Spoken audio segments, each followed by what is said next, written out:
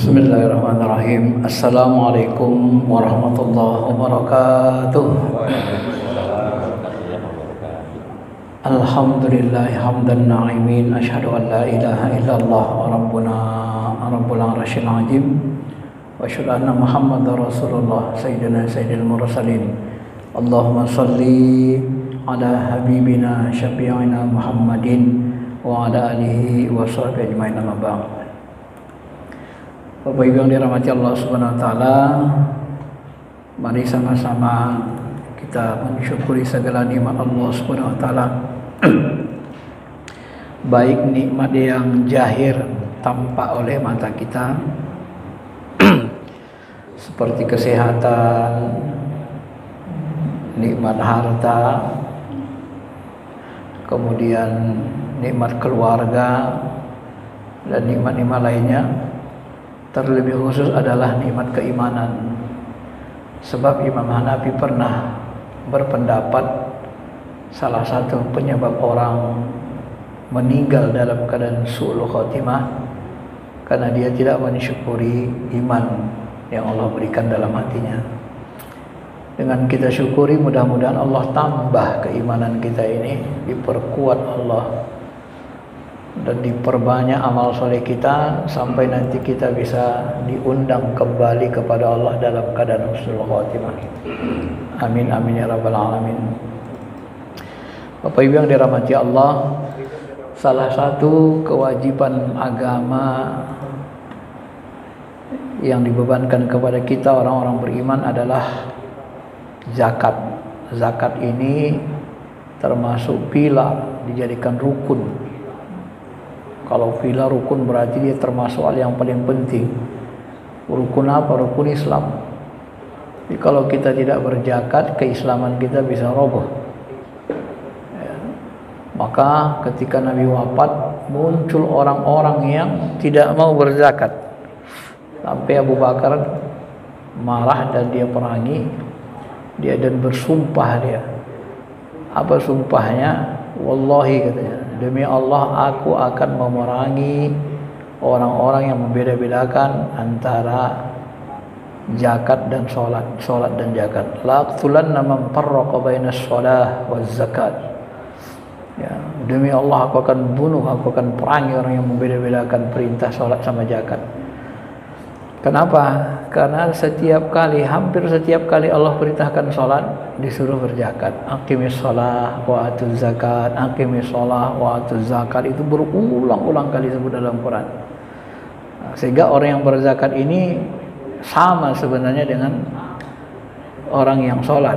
Kalau dia ninggalkan zakat sama dengan ninggalkan sholat dosanya, termasuk dosa besar. Nah, zakat secara bahasa artinya bisa annamu tumbuh subur. Dari bahasa annamu tumbuh subur ini Bapak Ibu, maka Allah dan Rasulnya memastikan harta yang kita zakatkan, kita infakkan itu, maka dia akan ditumbuh suburkan Allah, berkembang. Seminimal-minimalnya dia tumbuh subur, berkembang di akhirat. Itu kan. Sebagian orang kan ada yang memastikan balasan sedekah itu di dunia pasti ada. Siapa mau beli rumah, maka dia, misalnya ada yang buat matematika, dikali 10 misalnya kan. Kalau rumahnya 10 miliar, maka dia harus berinfak 1 miliar. Kan begitu kan? Nah, ini menurut sebahagian guru kita ini keliru, karena tidak bisa dipastikan balasan zakat atau balasan sedekah itu pasti muncul di dunia dengan segera. Itu hak prerogatif Allah gitu ya, kita nggak bisa maksa. Maka tapi kalau di akhirat sudah pasti Tuhan sudah janjikan. Maka sebenarnya tidak boleh kita bersedekah wala tamnun tastaksir dengan berharap ada balasan dunianya. Sebenarnya tak bisa dipastikan ya, begitu ya. Apalagi kita memberi kepada orang lain supaya dia ngasih sama kita, nah itu dilarang kan, niatnya sudah lari. Kalau bahasa orang sekarang istilahnya uang pelicin kan gitu kan. Nah, Kenapa dia kita kasih sedekah, kita kasih uang? Ya supaya dia kasih uang lebih banyak sama kita. Enggak boleh.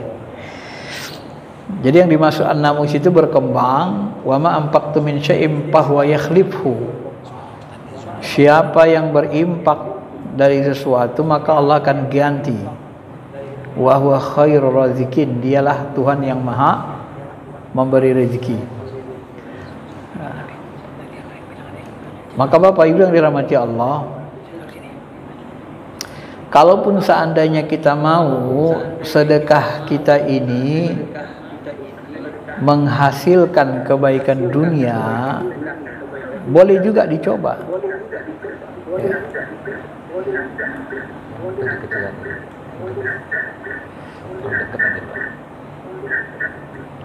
Ya. Artinya untuk membuktikan janji-janji Allah dan Rasulnya gitu ya. Sebagian jemaah kita Bapak Ibu, ada yang mereka ini setiap pagi berimpak bersedekah gitu kan.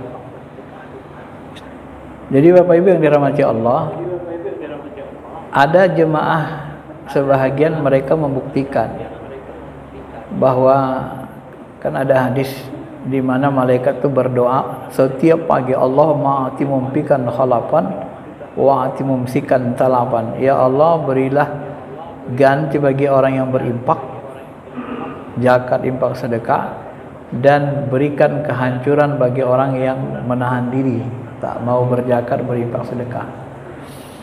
Nah, ini setiap pagi malaikat doa begini. Jadi ada jemaah yang setiap pagi dia berimpak, setiap pagi dia cari fakir miskin, dikasihnya beras 1 kilo, kemudian uang 10.000. Setiap pagi dia kerjakan itu amalannya, jadikan amalannya. Nah ternyata jemaah ini menjadi miliarder, diawali dengan amalan sedekah itu. Dia dapat doa malaikat ini. Nah kalau mau begitu seperti kita lakukan, boleh kita minta bukti bahasa Tuhan, bahasa Nabi benar nggak ini? Ini sebenarnya salah satu untuk menguatkan keimanan kita. Ya. Jadi kalau bahasa saya, kalau kita mau kaya, kayalah dengan cara bersedekah. Jangan dengan cara menipu, bohong, pertalite jadi pertamax, kan gitu kan. Nah, itu enggak dibenarkan Islam. Tapi kalau kita mau kaya dengan cara seperti tadi, silakan dicoba saja. Sambil kita buktikan benar enggak perkataan Allah itu, benar enggak perkataan Nabi, bahwa dia benar-benar akan mengembangkannya. Ya, namanya kita ingin mendapat bukti bahwa apa yang dikatakan Allah dan Rasulnya benar. Nah, itu ya. Bapak Ibu yang dirahmati Allah Subhanahu wa taala. Bapak Ibu yang dirahmati Allah Subhanahu wa taala. Yang kedua, makna zakat secara bahasa berkah. Jadi zakat ini membuat harta kita menjadi berkah. Ya. Dan yang ketiga, tazkiyah, mensucikan, memberi. Berasal dari kata zakat, ya, zakat. Ini disebut misalnya ya, di dalam Al-Quran,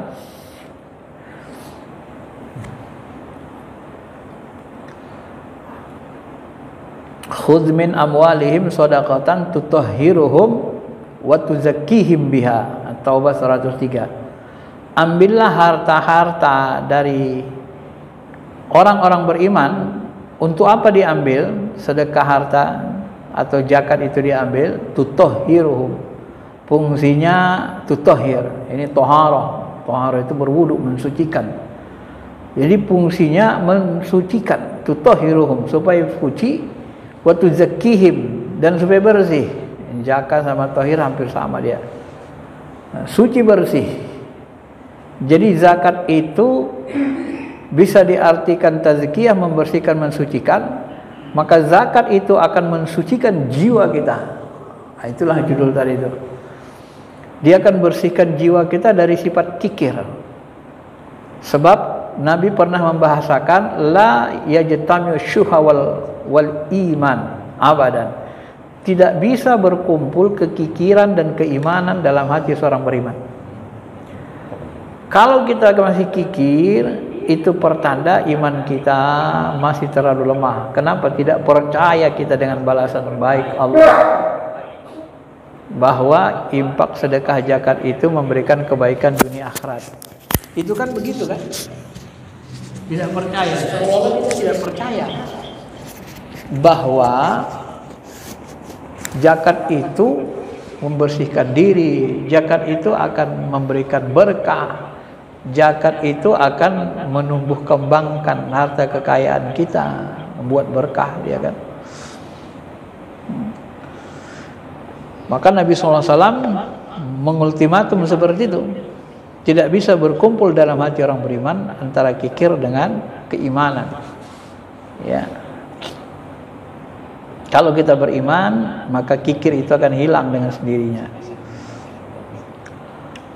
Bapak Ibu yang dirahmati Allah Subhanahu wa taala, dan mendirikan sholat, menunaikan zakat, ya, maka orang yang seperti itu adalah saudara satu agama. Kenapa? Karena sama-sama orang beriman. Jadi Allah membahasakan seperti itu. Orang yang sholat berzakat itu saudara kita. Tapi kalau nggak sholat nggak berzakat bersaudara. Kan gitu.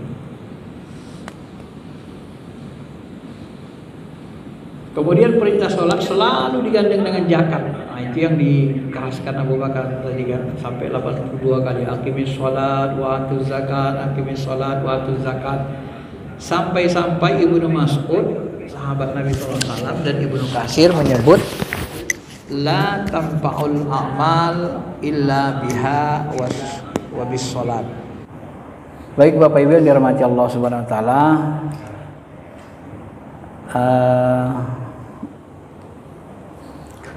adapun orang-orang yang tidak mau berzakat, ini keras sekali ancaman Allah Ta'ala kan. Walladzina yaknizuna adz-dzahaba wal fiddah, orang-orang yang menimbun-nimbun harta, ya. Wala yunfikunaha fi sabilillah, nimbun harta, nimbun emas, perak, disimpan aja di rumah, tak pernah mau diinfakkan.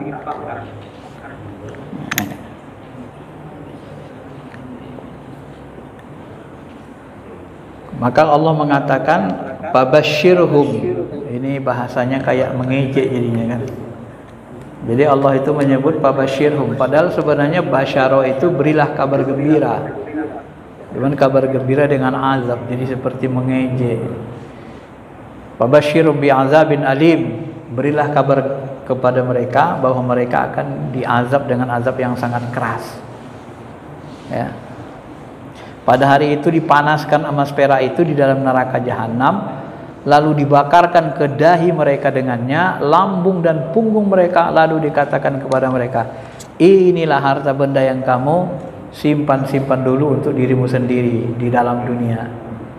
Fazuqu azab, rasakanlah azab ini yang kamu simpan ini. Jadi Bapak Ibu yang dirahmati Allah Subhanahu wa taala, maka orang-orang yang tidak mau berzakat ini siksanya sangat keras. Itulah sebabnya kalau kita perhatikan dari ilmu fikihnya, semua kewajiban-kewajiban agama ini kenapa dijadikan dia wajib, pilar. Amalan pilar, amalan wajib itu kalau ditinggalkan semuanya menyebabkan masuk neraka. Termasuk kita meninggalkan sholat. Masalakakum fi saqor, kenapa kamu masuk neraka sakor? Qaulu lam nakum minal musallin, kami tidak melakukan sholat. Jadi meninggalkan sholat, meninggalkan puasa, meninggalkan zakat, ini menyebabkan kita masuk neraka. Karena ini termasuk pilar agama dan kewajiban pokok dalam berislam. Apabila kita tidak melakukannya, maka kita akan disiksa di neraka. Berbeda dengan amalan-amalan yang tak pokok. Misalnya sedekah. Ya, apakah kita berdosa tidak bersedekah? Tidak berdosa. Yang penting zakatnya sudah dikeluarkan. Sedekah itu tambahan namanya, amalan nafilah tambahan. Nah, begitulah dalam ilmu fikih. Nah, jadi kalau dia amalan tambahan, maka sifatnya sunnah, keutamaan, fadilah. Tapi kalau amalan pokok, dia wajib. Dia menyebabkan neraka kalau ditinggalkan. Kalau amalan tambahan, kita tak dapat untung saja, tapi tak dosa, tak masuk neraka. Nah, begitulah dia. Makanya 2,5% dari harta kita itu disebut juga sedekah namanya. Tapi sedekah wajib. Sedekah wajib itu sedekah minimal 2,5%. Kalau kita teruskan nanti sejarah, sebenarnya sahabat itu, mereka itu banyak yang bersedekah atau berzakat lebih dari 2,5%. Abu Bakar itu semua hartanya sedekahkannya ke Nabi. Sampai Nabi bilang, apa yang kau tinggalkan buat anak istrimu? Allah dan Rasulnya. Umar bin Khattab separuh hartanya. Jadi yang zakat yang kita amalkan ini sebenarnya ini adalah sedekah minimal 2,5% itu. Padahal sebenarnya sahabat itu bersedekah banyak yang di atas 2,5%. Bahkan ya itu tadi. Umar separuh hartanya, Abu Bakar seluruhnya, Utsman sepertiganya, Ali seperempat hartanya. Kalau kita kan dikit, 2,5% aja yang dituntut. Nah, itulah kewajiban minimal namanya ya. Bapak Ibu yang dirahmati Allah Subhanahu wa taala. Kalau dalam hadis, bagi orang yang tidak mau berzakat ini banyak ancamannya. Pertama, ditimpa kelaparan dan kemarau panjang. Kalau sekiranya tidak ada binatang yang membutuhkan hujan dan anak-anak butuhkan minum, maka kemarau panjang itu akan diperpanjang Allah sampai waktu yang tidak ditentukan. Saking marahnya Allah Subhanahu wa taala. Jadi kalau kita munculnya kelaparan, kemarau panjang itu sebenarnya efek dari banyaknya orang tidak mengeluarkan zakat, ya. Semakin banyak orang tak berzakat, maka semakin banyak nanti tingkat kelaparan. Secara logika pun benar kan? Iya. Kenapa? Ya karena orang-orang yang berharta itu tidak men-share harta mereka, hak-hak fakir miskin, maka orang fakir miskin makin kelaparan. Bapak Ibu yang dirahmati Allah Subhanahu wa taala, saya mengatakan gini, salah satu hikmah kenapa Allah Subhanahu wa taala menyuruh kita mengeluarkan zakat.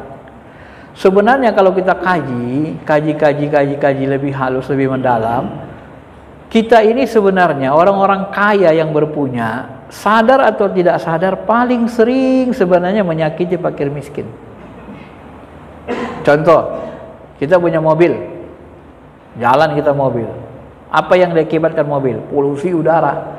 Fakir miskin itu jalan kaki, tengah pasar itu kita semburkan. Asap-asap mobil kita nyembur, masuk ke paru-parunya, bertahap kotor paru-parunya. 5 tahun, 10 tahun, nanti umur 40-50 tahun mulai sakit dia. Kenapa dia sakit? Gara-gara knalpot ini. Knalpot orang-orang kaya ini mobilnya. Sadar nggak kita itu? Makanya bahasanya, tanpa kita sadari kita banyak merugikan fakir miskin dalam hidup ini. Makanya kita wajib mengeluarkan hak itu tadi. Ya. Kita jadi pengusaha. Kita punya banyak buruh, pegawai. Nah, Nabi membahasakan lagi dengan lugas. Hal tunsuruna wa turzaquna illa bidu'afaikum. Coba perhatikan, kata Nabi. Bisa enggak kamu kaya dan bisa enggak kamu ditolong kecuali karena orang-orang fakir miskin, orang-orang lemah? Bisa enggak pengusaha kaya tanpa orang lemah? Tak bisa. Siapa yang membuat pengusaha jadi kaya? Buruh, pegawai. Kalau nggak ada buruhnya, nggak ada pegawainya, orang kaya nggak bisa kaya, Pak. Yang paling kita kasihan, dia jadi buruh 10, 20, 50 tahun jadi buruh terus, nggak kaya-kaya. Kita, dia mengabdi kepada perusahaan kita makin kaya terus. Jadi buruh itu nopang. Mereka bersatu padu apa? Untuk mengkayakan kita. Sementara mereka buruh 10 tahun, 50 tahun dulu aja. Karena gajinya segitu-segitu saja, Pak. Sadarkah kita itu? Itu makanya sebenarnya banyak hak fakir miskin itu yang kita jalimi tanpa kita sadari pun. Ya. Masa kita bekerja kita saja yang kaya, sementara kita buruh kita mengabdi sama kita 30 tahun nggak kaya-kaya. Sementara kita punya pabrik mewah, semuanya ada, semua kita bisa beli rumah miliaran, beli mobil miliaran, anak kita sekolahkan miliaran biayanya. Sementara buruh tadi nggak sanggup, hanya sebatas bisa makan saja, nyekolahkan anak susah dia. Ya kan? Beli mobil mewah nggak mampu, orang segitu-segitu aja gajinya. Tapi kita terus yang punya perusahaan itu kaya semakin kaya, yang kaya makin kaya kata Rhoma Irama kan. Selalu. Sadarkah kita itu? Dari sistem seperti itu pun sebenarnya banyak kejaliman tanpa kita sadari. Padahal orang-orang lemah itu, kita mau berangkat kerja, siapa yang mensetrika baju kita, pakaian? Pembantu. Ya kan? Siapa yang nyuciin mobil kita nanti? Ya pembantu juga kan. Kalau nggak ada pembantu, ya doorsmith. Orang-orang lemah semua. Jadi menyiapkan pakaian kita, kendaraan kita, itu orang lemah semua. Sampai nanti ya, bersihkan sepatu kita pun ya kadang pembantu juga orang lemah kan. Di kantor pun begitu, yang bantu kita semua buruh semua, pegawai kita. Nah, disinilah makanya kita dituntut untuk berpikir bahwa sesungguhnya di antara harta kekayaan kita itu yang berlebih itu ada hakul lisaili wal mahrum, hakun lil masakin, ada hak fakir miskin, ada hak orang lemah yang wajib kita keluarkan. Maka secara logika dan moral kita punya kewajiban untuk mengeluarkan zakat itu. Itulah yang diperintahkan Allah dan Rasulnya untuk kita keluarkan, ya. Makanya orang tidak berzakat ini banyak sekali ancamannya kan. Kalau hadis Surat Al-Bajar, orang tak berzakat ini bisa membinasakan kekayaannya. Ya, kalau azab neraka sudah tadi dalam Quran.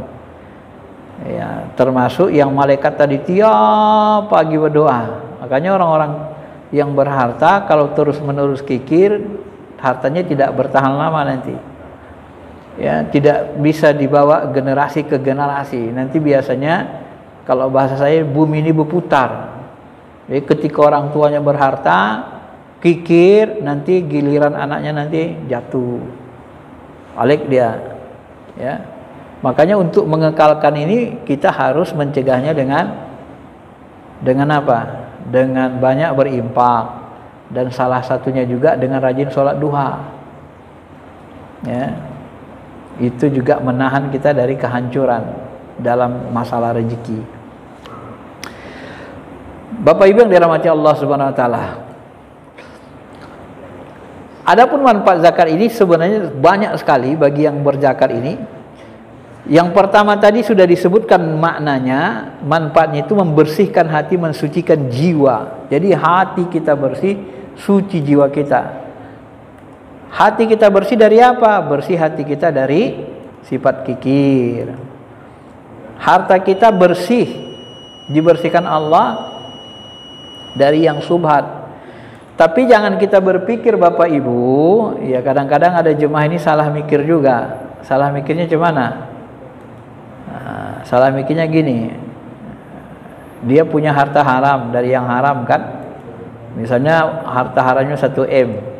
Udahlah aku sedekahkan zakat, keluarkan zakat ini 2,5%. Jadi sisanya yang haram itu jadi halal. Nggak bisa itu Pak. Zakat itu tidak bisa menjadikan harta halal haram jadi halal, tidak bisa. Saya pernah mendengar begitu.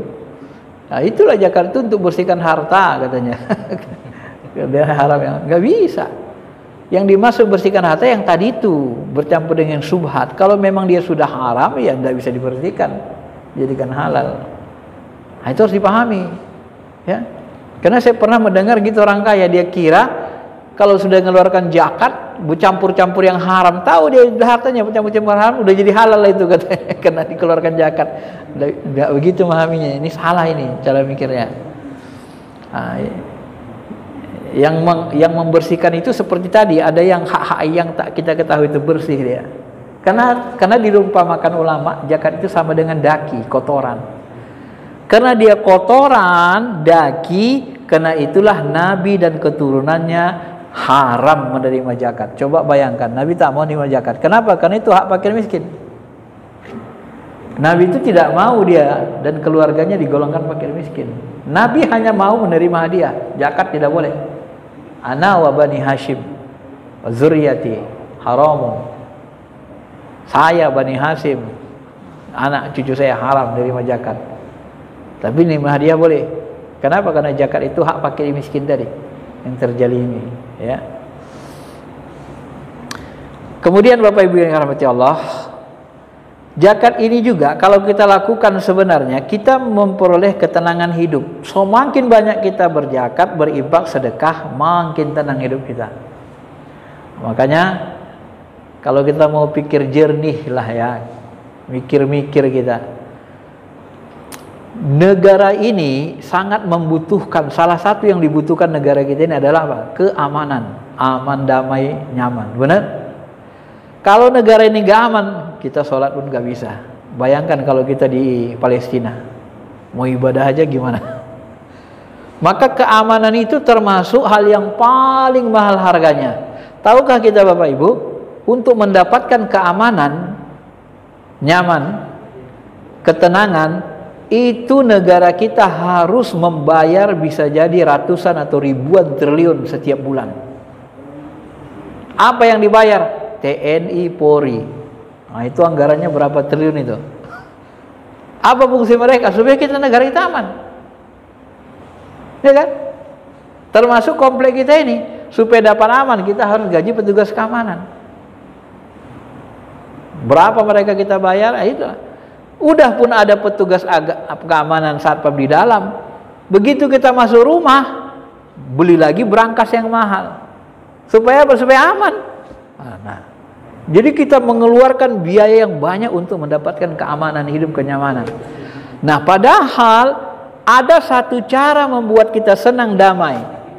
Apa itu? Zakat sama sedekah itu.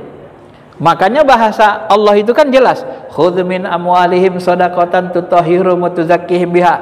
Sesudah dikeluarkan membersihkan harta, apalagi washolli alaihim, doakan mereka Muhammad, inna sholataka sakanul lahum. Salat engkau, doa engkau Muhammad sakan, memberikan sakinah, ketenangan hidup bagi orang-orang yang berzakat. Jadi semasa Nabi hidup, ya Nabi doakan kan. Nah, orang-orang yang mangkir zakat itu salah satunya menyalahgunakan ayat ini. Mereka bilang begini, ketika ditanya, kenapa kalian tidak mau berzakat? Kalau masa Nabi kami mau berzakat. Kenapa? Begitu kami keluarkan zakat, Nabi doakan kami, hidup kami tenang. Sekarang kami keluarkan zakat, siapa yang doain kami katanya?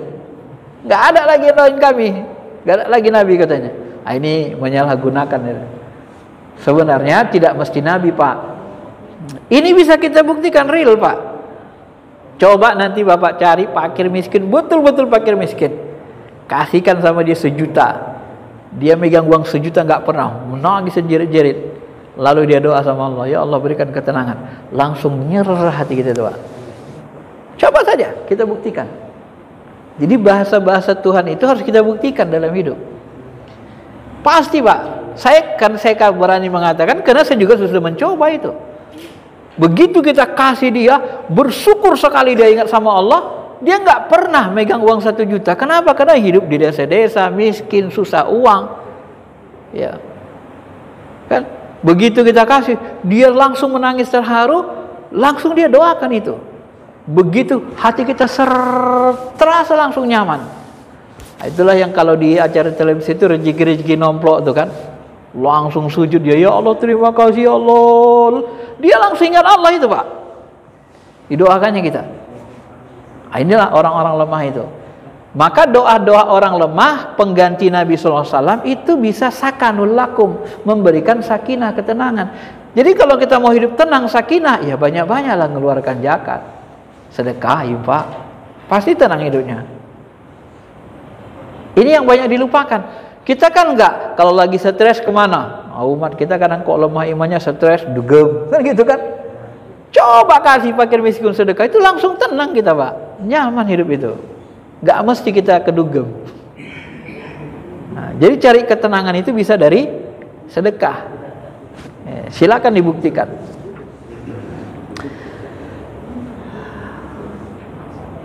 Bapak Ibu yang dirahmati Allah Subhanahu wa taala, bahkan zakat sedekah ini juga bisa menyembuhkan penyakit. Ini ada dalam sebuah hadis disebut Nabi SAW kan, wadau mardokum bis sadaqah. Sembuhkanlah orang-orang sakit di antara kamu dengan jalan sedekah. Coba. Ini juga bisa kita buktikan ini. Karena ini Nabi membahasakan bagaimana caranya itu. Begitu ke anak kita, istri kita atau keluarga orang tua kita sakit masuk rumah sakit opname, cari fakir miskin itu, kasihkan uang. Dalam pandangan kita uang 1 juta mungkin kecil, 500.000 kecil, tapi bagi fakir miskin itu sangat besar. Tapi cari yang betul-betul fakir miskin gitu, ya. Begitu kita kasih mereka langsung menangis, minta doakan orang tua kita, itu biasanya tembus, ya. Itu tembus, Pak. Kenapa? Karena orang fakir miskin ini walaupun mereka lemah, orang fakir miskin ini hatinya selalu bergantung ke Tuhan, meminta saja setiap hari. Karena dia setiap hari susah, jadi setiap hari minta ke Tuhan, itu bergantung hatinya. Karena orang fakir miskin ini paling dekat sebenarnya sama Allah.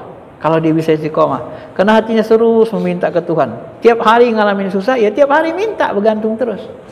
Maka ketika Nabi Musa pernah bertanya kepada Allah, ya Allah, bagaimana cara aku menemuimu? Katanya, temuilah aku di tengah-tengah orang fakir miskin, orang-orang beriman. Nah, kalau kita punya uang, banyak harta, ini biasanya kita namanya ghaniyun. Kita tak seolah-olah tidak membutuhkan orang. Maka orang kaya ini cenderung lebih kepada egois dan sombong. Nggak butuh kok aku, katanya. Ya, karena serba ada, sudah serba ada. Nah, kapan orang-orang kaya ini baru butuh manusia? Nah, ini ada bahasa Nabi. Kadang-kadang Nabi membuat bahasa yang unik-unik gitu kan, dengan keilmuan beliau. Sekiranya tidak ada sakit, niscaya orang-orang kaya akan merasa sombong selama-lamanya, merasa tidak butuh sama orang selama-lamanya. Begitu dia jatuh sakit, baru dia butuh orang lain. Mau dia beli, tak bisa sembuh. Pada kondisi sakitlah manusia baru membutuhkan orang lain. Pada kondisi sakitlah orang-orang kaya baru merasa sangat butuh bantuan orang lain. Kalau belum sakit enggak, Pak.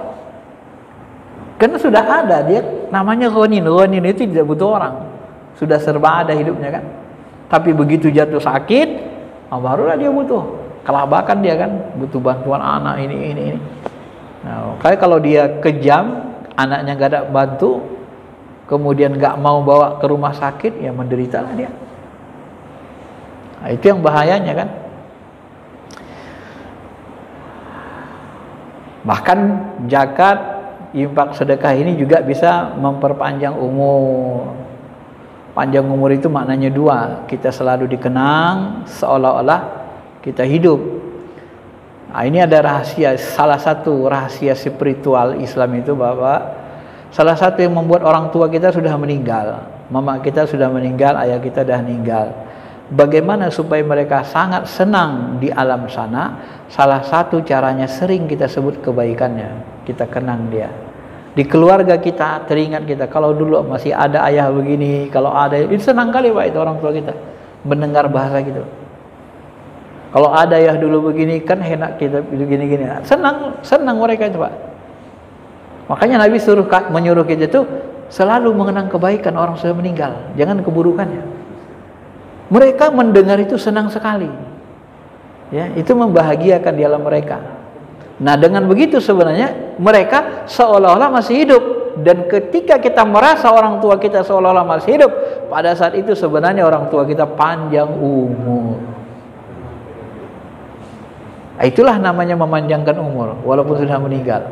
Kayak Nabi Muhammad SAW, setiap hari disebut. Orang-orang beragama setiap hari diselawati. Panjang umur. Jadi Nabi itu dianggap seperti tidak wafat kan. Karena selalu diceritakan, disebut-sebut. Nah, ya. Dan ada juga bisa panjang umur tadi, sembuh dari penyakit. Nah, bisa juga seperti itu. Kenapa dia disembuhkan Allah dari penyakit, dipanjangkan umurnya? Karena dia masih dibutuhkan banyak orang yang dia berikan sedekah, infak, zakat tadi. Nah, kalau bahasanya orang fakir miskin berdoa, ya Allah janganlah kau cabut dulu nyawanya, kami masih butuh sama dia ya Rob. Tolonglah, kata mereka tanpa kita ketahui. Sembuhkan Allah, dipanjangkan umur, tak jadi meninggal. Bisa begitu? Bisa. Karena sedekah itu bisa menolak takdir. La yaruddul qada illa du'a. Kadang-kadang disebut juga la yaruddul qada, ya, tidak ada yang bisa menolak qada kecuali doa. Sebahagian lagi dalam hadis ada qada itu bisa ditolak dengan sedekah. Itulah yang cerita kisah Nabi Musa itu. Jadi ketika orang miskin datang menghadap Nabi Musa, ya Musa doakanlah kami supaya kaya. Suami istri minta doakan, didoakan Nabi Musa.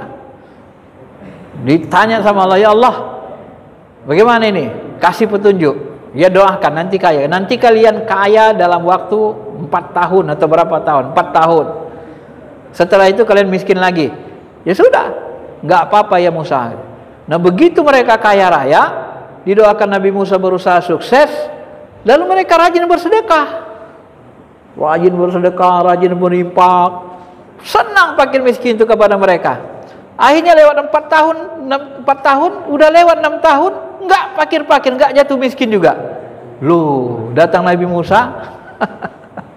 Ya Allah, janganlah kau permalukan aku depan hamba-hambamu. Kemarin dulu kau bilang 4 tahunnya dia kaya, ini udah lebih dari 4 tahun dan tam enggak jatuh miskin juga. Wahai Musa, sesungguhnya aku bisa merubah keputusanku. Kenapa? Ya karena mereka rajin bersedekah. Rajin bersedekah dan mereka sering berdoa supaya hartanya terus-menerus ditambah, tidak dicabut. Bagaimana aku tega sebagai Tuhan mencabut hartanya kembali, sementara dia sudah banyak berbuat baik dan dia meminta itu untuk dilanggengkan. Begitulah bahasa Tuhan, Pak. Jadi berubah kodo itu dengan sedekah tadi. Ini hebatnya sedekah ini. Dan dalam Al-Quran, salah satu penyesalan orang-orang yang beriman itu, irji, kembalikanlah kami ke dunia ya Allah. Kenapa? Supaya bisa kami sedekah, katanya. Cobalah. Minta dikembalikan dia ke dunia supaya bisa sedekah. Ternyata kebanyakan manusia ini banyak yang hartanya ditimbun sampai meninggal, tak sempat dia sedekahkan. Sehingga dia minta balik lagi hidup supaya bisa sedekah. Inilah, ya. Sampai-sampai ada yang menafsirkan inilah hebatnya sedekah itu kan, karena banyak dilalaikan oleh orang beriman. Dan betapa besarnya manfaat sedekah di dalam kehidupan dunia maupun kehidupan akhirat.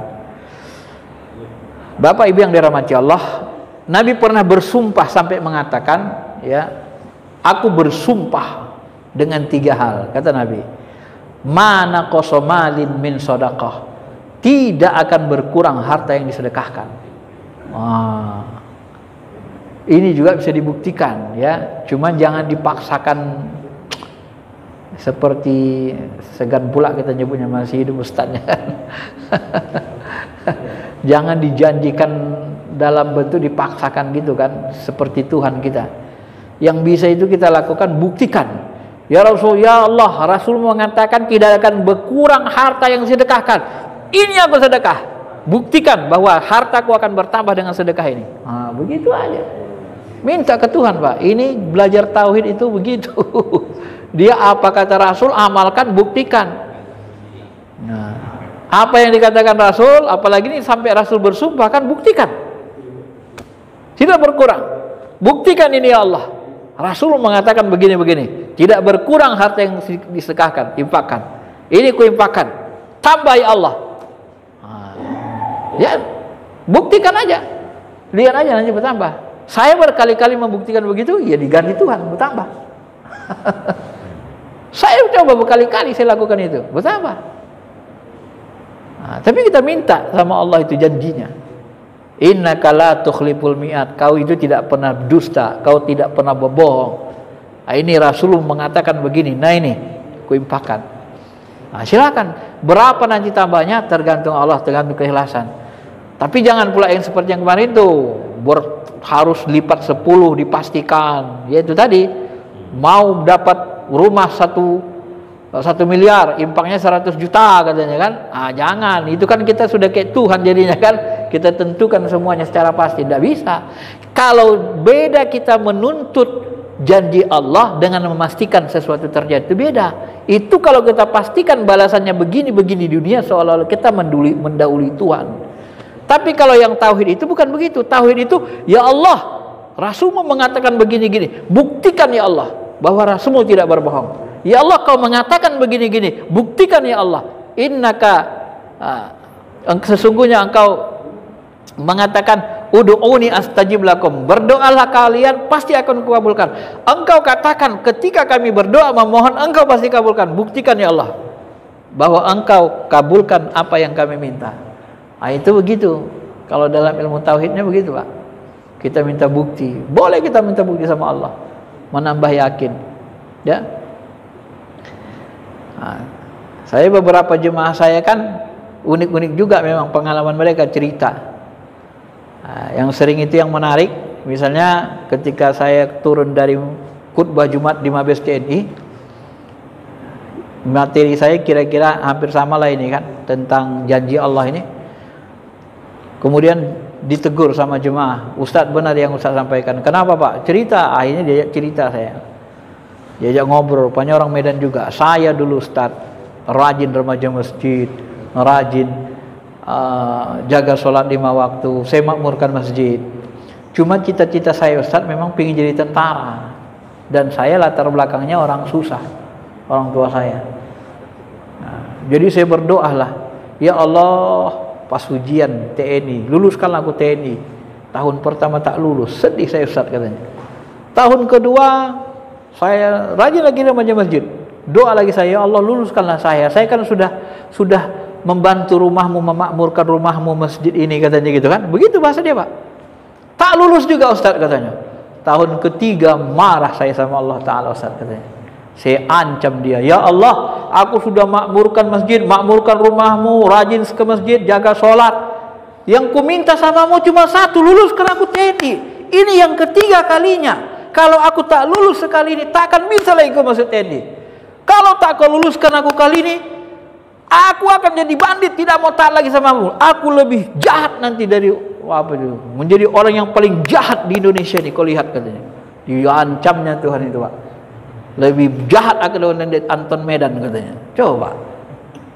Terakhir begitu dia doa gitu dengan sungguh serius hatinya, tes dia di Malang sampai di Polonia. Dulu kan masih di Polonia, bandara Polonia, tengah kota. Tiba-tiba ada seseorang menghampirinya. Kamu mau kemana tak? Mau ini tes di Malang, tes TNI. Ya sudah 2 kali tidak lulus. Kamu begini-begini. Oh ya sudah, nanti saya rekomendasikan. Didatangkan Tuhan orang kuat untuk rekomendasi dia. Lulus Pak. Coba diancamnya Tuhan itu. Itu tauhid. Cuma Ustadz katanya, sesudah begitu tak berani lagi saya mengancam Tuhan, kan ketakutan saya. Tapi memang begitulah nyatanya Pak hidup itu. Ya. Karena kita pun belajar spiritual itu selalu Pak, ana inda abdi dzannibi, saya sesuai dengan sangka hambaku. Kalau kita sudah dekat sama Tuhan, kadang kita bercanda, merasa bercanda, kadang kita menancam. Masa aku sudah kayak gini? Kalau bahasa saya begini, masa saya sudah begini, taat begini, minta gini aja enggak kok kasih. Benarnya kok Tuhan ada? Nah, kadang-kadang begitu Pak. Benarnya kok ada Tuhan? Kita bilang.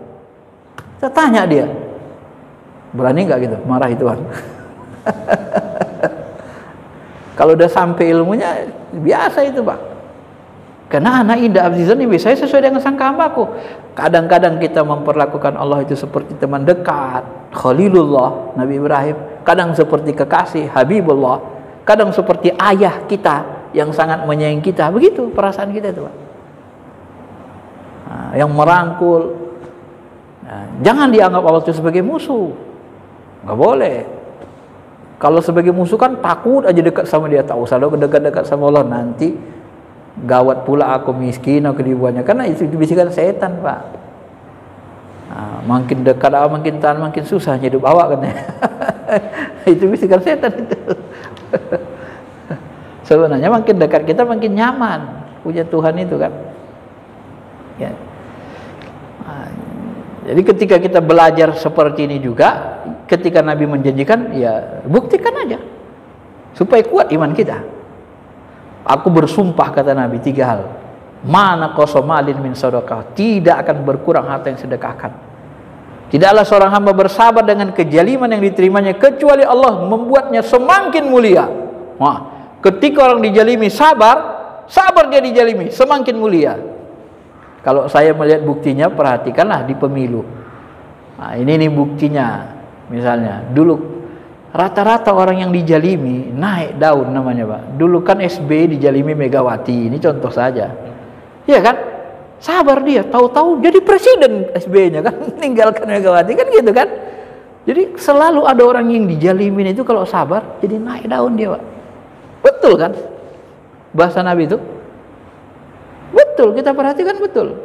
Jadi kalau ada orang besar dijalimi orang besar, dia bersabar, nanti naik namanya gitu. Jadi sabar saja gitu. Memang begitu jalan hidupnya. Ini Nabi bersumpah dia kan.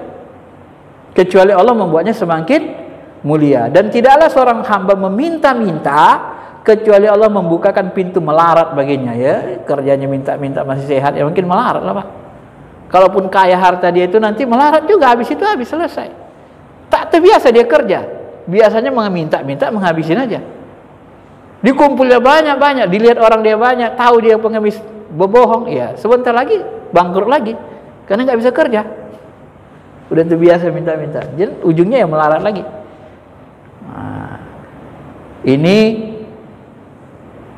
yang Nabi agak tegas mengatakannya sampai beliau bersumpah dalam 3 hal.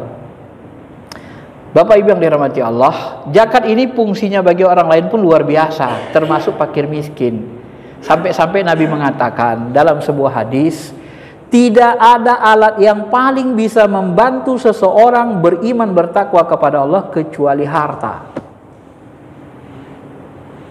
Jadi harta itu sangat kuat daya topangnya untuk membuat orang beriman bertakwa. Ya. Kebalikannya, harta itu bisa membuat orang dengan mudah oleng. Ya. Kiai begitu datang pemilu, ini kiai ada 2M ini gini-gini. Padahal yang didukung taunya dia penarkoba misalnya kan. Dia mencalon dia, oleng kiainya, gawat kan. Itu, Pak. Jadi bisa mendukung bertakwa, bisa merusak sekali. Jadi harta itu besarnya pengaruhnya di situ, Pak. Ya.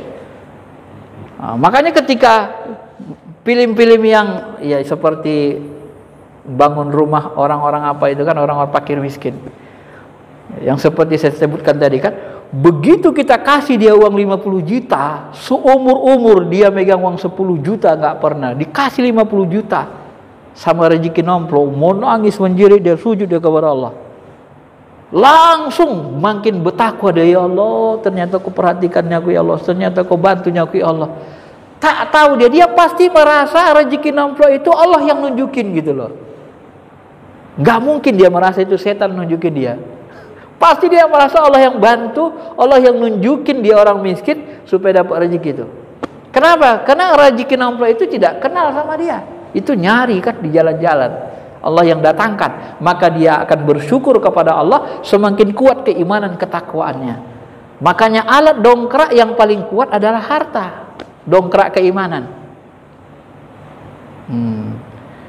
Itulah sebabnya juga Nabi mengatakan, nikmal malus sholih lirrajuli sholih. Alangkah nikmatnya hidup ini kalau harta yang baik itu berada di tangan-tangan orang soleh.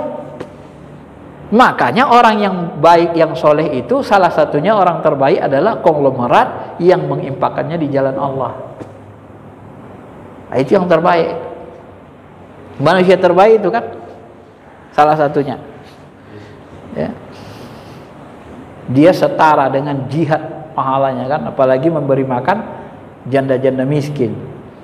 Ya, janda-janda miskin itu Pak, kalau kita beri makan, misalnya gaji kita sebulan berapa? Gajinya sebulan 500 juta.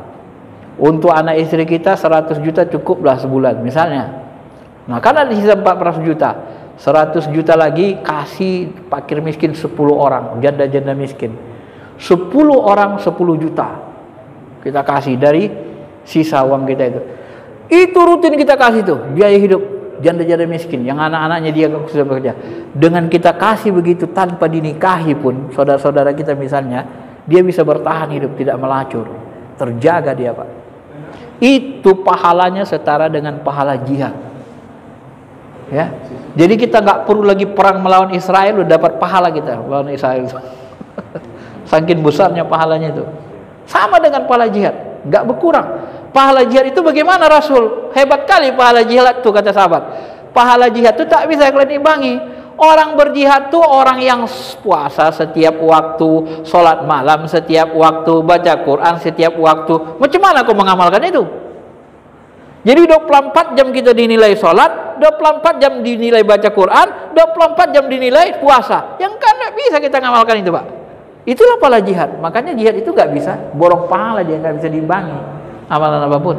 Dan itu bisa kita peroleh dengan mengasih makan tadi, dengan bersedekah kepada janda-janda miskin.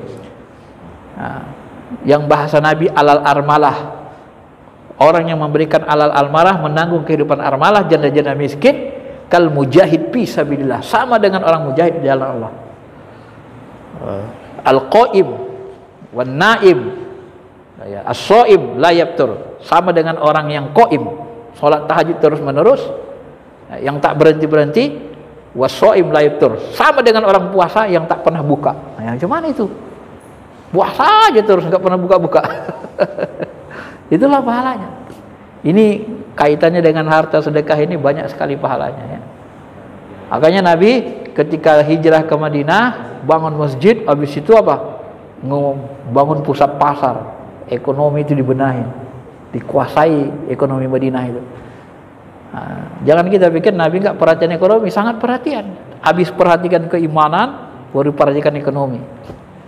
Karena alat bantu keimanan itu nikmal auni taqwallah al-mal, sebaik-baik alat untuk membuat orang takwa kepada Allah adalah harta. Itu alat untuk membuat orang takwa. Bahkan dalam kehidupan sehari-hari saja, kalau kita lihatlah bukti nyata lah ini Bapak Ibu ya.